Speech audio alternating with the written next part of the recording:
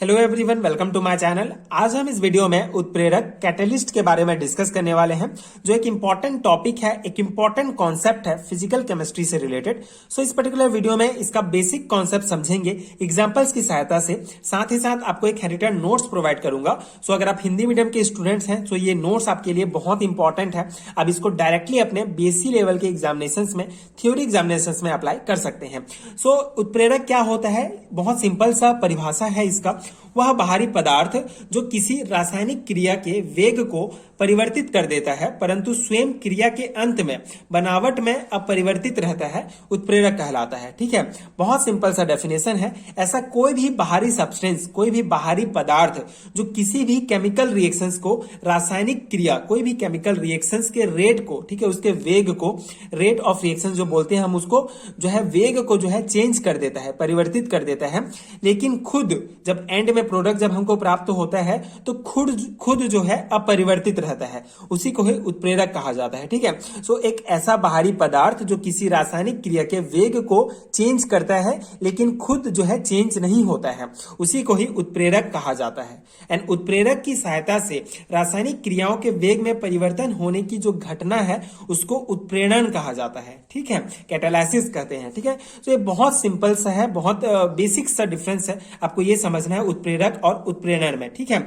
उत्प्रेरक क्या है, कोई भी बाहरी सब्सटेंस, ठीक है, कोई भी ऐसा पदार्थ जो कि रासायनिक क्रिया के वेग को, रेट को चेंज कर देता है लेकिन खुद चेंज नहीं होता है, उसको उत्प्रेरक कैटालिस्ट कहा जाता है। एंड ये जो कैटालिस्ट है, उत्प्रेरक है, इसकी सहायता से कोई केमिकल रिएक्शन जब कंप्लीट होता है तो उस केमिकल रिएक्शन को ही कैटालाइसिस प्रोसेस कहा जाता है। ठीक है, उस पूरी घटना को कैटालाइसिस कहा जाता है। तो ये दोनों डिफरेंस है मेन, और ये बेसिक डेफिनेशन है कैटलिस्ट का, उत्प्रेरक का।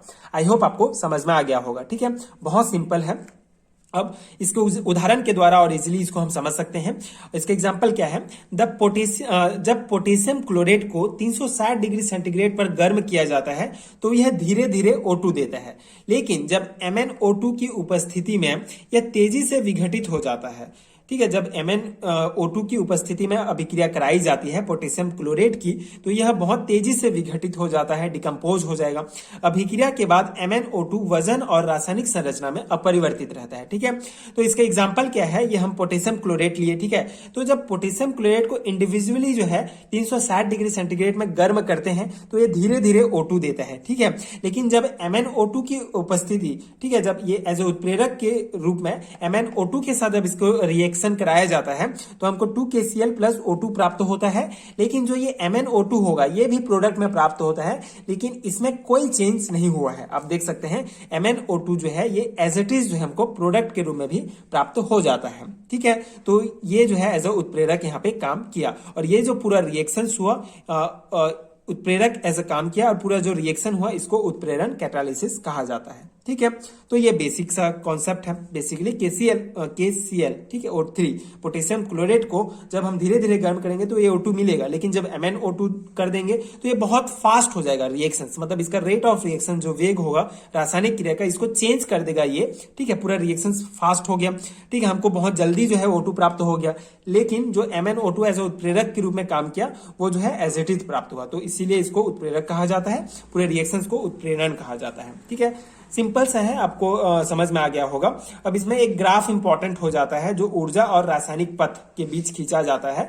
तो यहाँ पे धनात्मक उत्प्रेरक और ऋणात्मक उत्प्रेरक दो टाइप के होते हैं। सो यहाँ पे ये ग्राफ आप जो है याद कर सकते हैं, अभिकारक और क्रियाफल के बीच खींचा गया, मतलब ऊर्जा और अभिक्रिया के पथ के बीच जो है ये ग्राफ खींचा गया है। ये अभिकारक है, ये क्रियाफल है।